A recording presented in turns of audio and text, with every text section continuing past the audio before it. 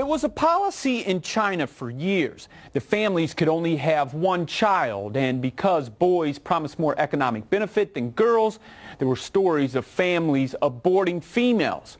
But that could never happen in the United States, right? Well, it depends on who you talk to, and because it's abortion, the topic has become political. How many babies are being aborted because of gender? What's going to happen is that providers are going to be turned into interrogators.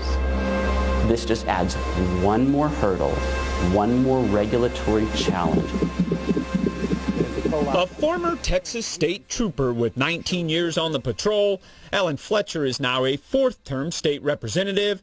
Few lawmakers introduce and pass more laws than Fletcher, and he's one of the most straight-talking politicians in the state, especially when speaking about his signature issue, abortion. And I think taking a baby's life, especially a healthy baby, for any reason is wrong. This legislative session, Fletcher is determined to end a specific type of abortion, one he fears is set to become a growing problem. You know, we're trying to deal with the gender-specific abortions. A gender-specific abortion is when an expectant mother ends pregnancy based on the sex of her unborn child.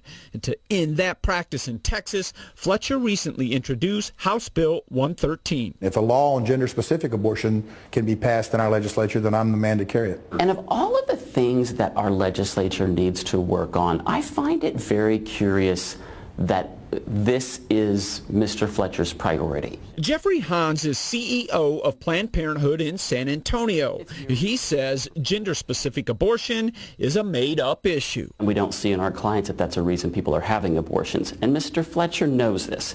A pregnant woman typically learns the sex of her child through ultrasound, but at Planned Parenthood, Hans says they're given during the first trimester and for medical purposes only. Those ultrasounds are not capable of determining the gender of the pregnancy, and the client therefore never learns that. So this bill that he's filing is completely unnecessary. But Fletcher's bill doesn't target pregnant women. Instead, it goes after anyone forcing her to get a gender-specific abortion, making that act criminal. I've had a lot of people in the media, I've had a lot of folks ask me in the legislature, you know, what are the numbers? How many babies are being aborted because of gender? I told them I have no statistics on that. Those of us that are pro-life know it exists, we know it's happening, and we want to stop it. This legislation has gotten some traction in other areas of the country. I hope that Texas does not make that mistake. Heather Busby is executive director of NARAL Pro-Choice Texas. She calls Fletcher's bill an invasion of women's privacy, pointing to this part of HB 113. It threatens to suspend or revoke a doctor's license for knowingly performing a gender-specific abortion. In effect, what's going to happen is that providers are going to be turned into interrogators. They're going to have to err on the side of caution at the risk of losing their license. Hans goes further, saying at its core, Fletcher's bill is an attempt to intimidate doctors out of providing access to abortion care. This just adds one more hurdle, one more regulatory challenge, so that even a compassionate, reasonable physician will say, it's not that I don't want to help women, it's that it's becoming too complicated and too expensive.